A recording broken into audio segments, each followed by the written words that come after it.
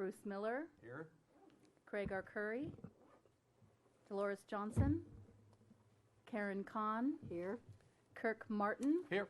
Jim Wilson. Thank you. Thank you. Changes to the agenda. No changes, Mr. Chair. Public comment. Do we have any public comment slips? No public comment slips. Okay, we do, however, have a new person on the airport staff, which I believe we are now going to have an introduction. You see this grin? I'm just so excited. Yes, I wanted to introduce the new business development manager for the airport. Her name's Deanna Zackerson, and I'd just like her to tell you a little bit about her background and experience in aviation and airport management. Deanna. All right, I'm happy to do that. So I, first of all, there's the microphone right there. Is it on? Thrilled to be here in Santa Barbara, and not just for the sake of the weather. A wonderful airport here, and great folks, obviously, to work with already, and just being here 2.5 weeks now. So I am most recently from Seattle, Washington, from a slightly larger airport, SeaTac International, where I spent 15 years in a variety of roles: marketing, communications, and business development, and concessions work. So essentially, this is a great opportunity for me to come in and have a broader swath of responsibilities at a smaller airport, and really the opportunity to make a greater impact, a bigger difference for this airport and the community. So I'm looking forward to working with Hazel and the rest of the staff. Business development strategies obviously intended to increase revenues for the airport, value for the community, and that includes the property developments here around the airport, the ones that are available now and ones that may be coming, and assisting with the marketing and the air service development with Hazel, and any number of other things that may come across my plate. I cut a cake today at the zoo with the school kids, so that was other duties as assigned. So Very thank you. good. Thank you. Very good. Thank you very much. We welcome you, and sir, I know how happy Hazel is to have you here, and the rest of us also. Thank you. Thank you. Great. Thank you. Next is a consent calendar. There's been a little change. We're now doing this the way the city does. The minutes are now part of the consent calendar, so they won't be separate. We have a lease agreement with Mark Crane Tree and Arborist Services, lease agreement with Greg Moore Electric, lease agreement with PacNet, lease agreement with Paysad, Passage, and the property management report. So do I have a motion to approve the consent calendar? So moved. Second. All in favor? Aye. Motion passes. Notices that on Thursday, May 19th at 5 p.m., the Airport Commission Secretary duly posted this agenda on the bulletin board at the Airport Administration. Liaison reports. Councilman Frank Hotchkiss. Public comment? I did. I asked for public comment. First off, welcome, Ms. Zackerson, to reintroduction of Sunshine. Hope you enjoy it. And congratulations to all here. The mayor is coming out June 2nd to, I don't know, we cut a tape or whatever we're doing, a ribbon or something, and with the inauguration of the new Dallas flight, and I'll be with her. Believe me, the city thinks it's a big deal, and so do I. So congratulations to all. Hazel, well done. Thank you. Thank you. Despite our water shortage, do you think it would be possible to have, no, you can't do the, Sorry. Okay, next, Councilman Michael T. Bennett, City of Goleta. Nothing? To report. Nothing to report, okay. Administrative reports, the first is, go right ahead. We have one of the larger tenants at the airport has submitted information to us that they will be moving out of the facilities that they have at the airport, and they have a term lease. And so rather than prepaying the rent for that term lease, they're going to do some subleasing in the properties. And so tonight I've asked Rebecca to kind of give you a little bit of background on Tele9 and also the new subtenant. So Rebecca? Chairman Hopkins, Commissioners. Today, we're asking you to approve a sublease between Teledyne Reson, Inc., who is our tenant, and Athena Contractors, Inc., who is actually also our tenant, or was until a very short time ago. Teledyne was formerly Acoustic Transducers, and many of you knew them by their DBA Reson.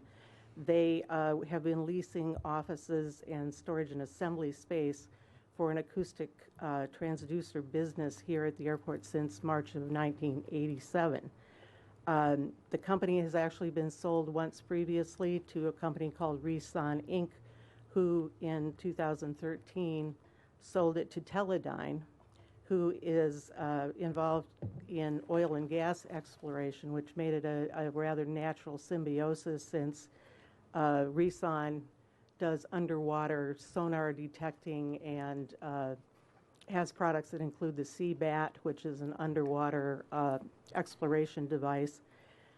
And so they let us know in February that due to the fact that the oil and gas prices have dropped considerably and they're consolidating their facilities, that they would be moving part of their operation to Denmark and a few engineers to Thousand Oaks, but would not be continuing any longer in the Goleta location. As part of our direct relief project, Athena Contractors has lost their storage yard. They had a number of containers that they were using as storage. They were also leasing a small office space from another airport tenant. And they have decided that the space, part of the space that Teledyne is vacating, would suit their purposes admirably, as it includes a warehouse and a yard. So they'll be eliminating their storage containers in favor of a warehouse and a small storage yard. As Hazel mentioned, we did not feel it was in the best interest of the airport to accept a cash buyout for a lesser amount than the rent that would have accrued had they been with us till the end of their term.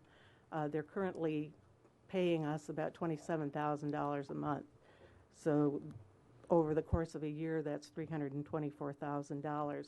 The space is not the easiest space to rent because it was configured and remodeled specifically with Reson in mind. So it's very research and development oriented, and it's not one of our buildings that's divided into several sections and then they just rent all of the sections. But since they do have part of Building 223 and part of Building 114, the 223 spot will work for Athena Contractors' needs quite nicely. Both of the tenants are tenants in good standing, and so tonight we're asking that Commission approve and authorize the airport director to execute a consent to sublease agreement between Teledyne Reson Incorporated and Athena Contractors Incorporated for 4,800 square feet of Building 223 and 4,020 square feet of adjacent yard at 94 Frederick Lopez Road at the Santa Barbara Airport, effective May 26, 2016. Any questions? Are they going to turn the large water tank for testing into a pool? They're actually going to have to remove, as part of the conditions of the lease, the tank unless they're able to find a subtenant that requires a tank. For those not familiar with the building, in order to test out their undersea robotics, Reson had a large concrete tank with windows in it installed so that they could actually do underwater testing in the building. But unless another tenant comes along who happens to need that tank, it will be removed.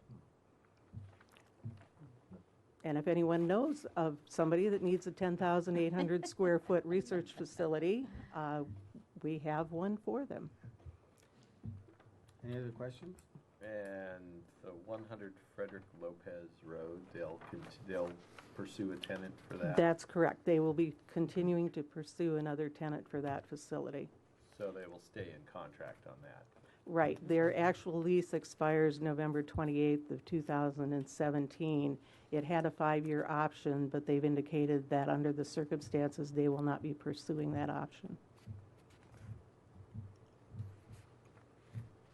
Okay, any questions? Motion?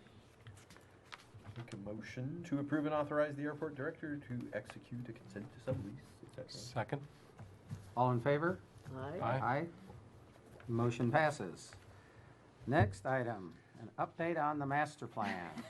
Again, Again, I am just going to turn it over to Andrew Vermont, who's our airport planner. This has taken a little longer than we anticipated, but I think Andrew has a schedule here that hopefully will demonstrate we're going to wrap it up. So, Andrew. Mr. Chair, Airport Commission, and Hazel, thank you. I've been asked, or instructed rather, to provide an update to the Airport Commission about the status of the Airport Master Plan. It's been probably 8 months since you last heard about it, when we were completing the public comment phase of the Environmental Impact Report. I'll go a little over some of the background of what we did in the past year and what we've been doing in the past 8 months. And then I'll go into a little bit of the additional traffic study that we've done, and I'll talk about what our next steps are. So you're familiar with this, of course. We are still here in the CEQA process. As I said back at the beginning of this, I thought that one square was a little modest given the level of complexity that one step involves, but here's the level of complexity that step involves. And we actually have been moving through the CEQA process, although it feels sluggish. We're almost all the way down there, preparing responses to public comments. As you recall, there's a number of different issue areas that the Environmental Impact Report needs to address in order for City Council to take action on adoption of the Airport Master Plan. We focused the EIR down to the issue areas where we had potentially significant environmental impacts, and the most complex of those is the transportation and circulation component. Specifically, the Santa Barbara General Plan, adopted in 2011, created a traffic management strategy for the city of Santa Barbara that did not include the airport, and it specified that for the airport area we would continue to do things sort of the old-fashioned way. But it also obligated us to use the City of Galida's traffic model in conducting the analysis, and to consult with Galida staff. That had been our practice, but now we have to. So our significance thresholds, as I mentioned, the last time we were going over the Environmental Impact Report, are slightly different based on whether you're assessing by the City of Santa Barbara's thresholds or the City of Galida's thresholds. The City of Santa Barbara uses 0.77 volume to capacity ratio as a sort of the significance threshold, and the City of Galida uses level of service, A through F, like a grade in school. And then if you're contributing to an intersection that is functioning at level D or less, then there's a certain number of trips that can be, if you have an incidental amount, say 4 trips through, then maybe that's not a big deal. But if you have 15 trips through a level of service D intersection, that's a cumulative environmental impact. We also included in our traffic study what's called SB 743, that's measurement of vehicle miles traveled, VMT, instead of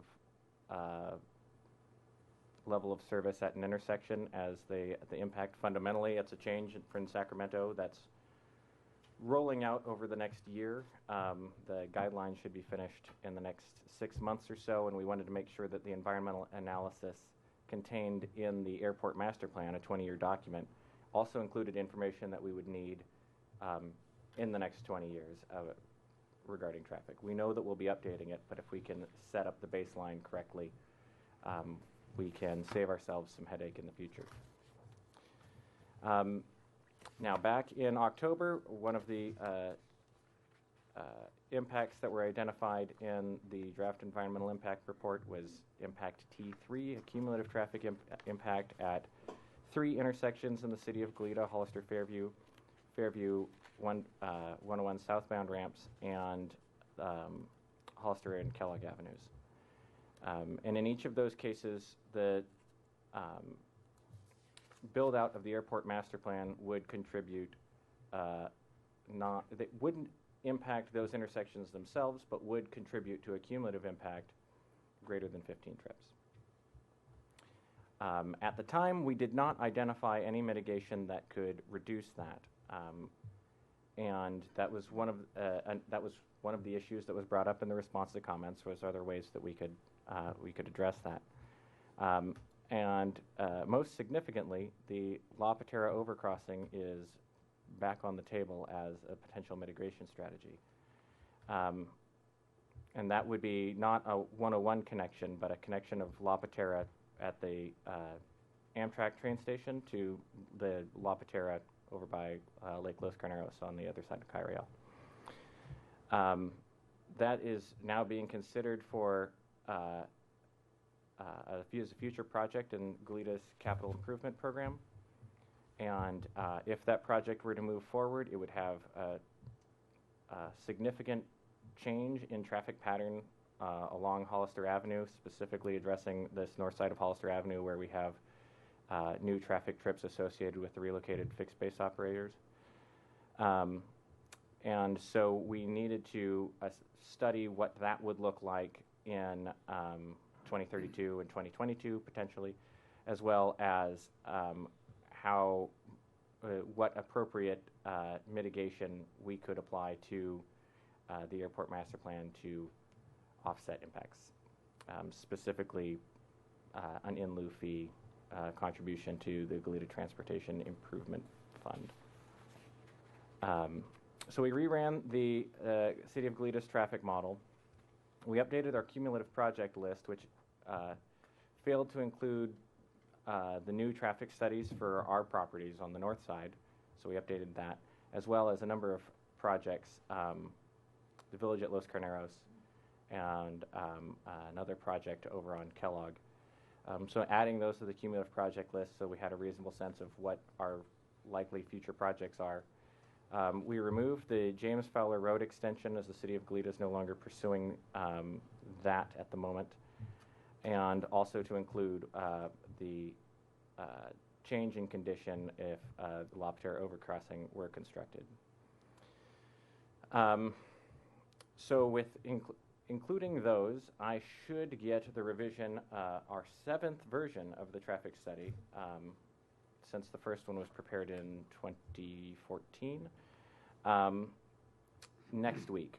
It's due to me from our consulting firm, and then we will be finishing the revisions to the draft EIR in the month of June. We'll recirculate the draft EIR in July. We're obligated to do that because we have new information that affects the significance determination of environmental impacts. So when you do that, you can't just say, we already did the public comment period. You have to do another public comment period. That will include environmental hearings. We know that we will be doing that at Planning Commission. We may also do that here. I think that there's some value to having the environmental hearing in the proximity where the environmental impacts would occur rather than downtown. But following the closing of the recirculation period, we'll prepare the final EIR. I expect that we can have that at Planning Commission for certification in September, and then with a certified environmental impact report, taking the airport master plan to City Council for consideration of adoption in October. And that concludes my update. If you have any questions, I'll be happy to answer them. Questions?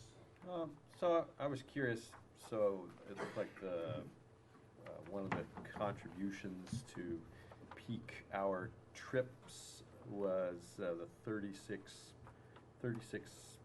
vehicle trips per hour, peak hour at the South Fairview Hollister intersection. So just to kind of put that in perspective, for instance, something we can relate, like what the recent developments at Stork and Hollister, some of those developments, what sort of traffic have those been contributing to that intersection?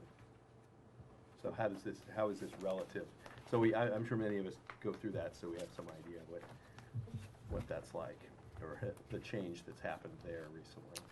Commissioner Miller, I've not reviewed the traffic study for those projects. I couldn't say off the top of my head. It would be a significantly larger amount than what we're discussing. Okay, thank you. The other question, so the La Patera overcrossing, that's not actually an on-ramp, off-ramp to 101. Is that right? It just strictly goes over? That's correct. It wouldn't connect to the highway. So it wouldn't really change the traffic at the Fairview Hollister intersection that's at least intended for the freeway. It's really just people crossing over to get to the other side. That's correct. But a lot of trips that are bound for North Fairview would likely take the La Patera crossing as an alternate. It would also allow for southbound Fairview traffic to divert to La Patera if they're headed for, say, Isla Vista or Western Goleta or the train station. So has any of the traffic monitoring modeled how much of the Fairview overcrossing traffic is actually crossing over versus headed on the freeway? I should be able to answer that at the end of next week. It's included in the traffic, in the scope of work for our consultants, and they're working on that at the moment. And that's revision 7? That's correct.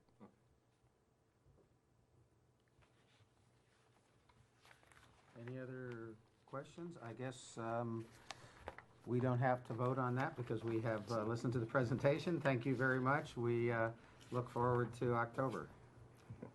Thank you. Director's report. Yes, good evening, Chair Hopkins. I want to start with our passenger count, and while the month-to-month is down, year-to-date we're even. So I think that we will show an increase towards the end of the year, certainly.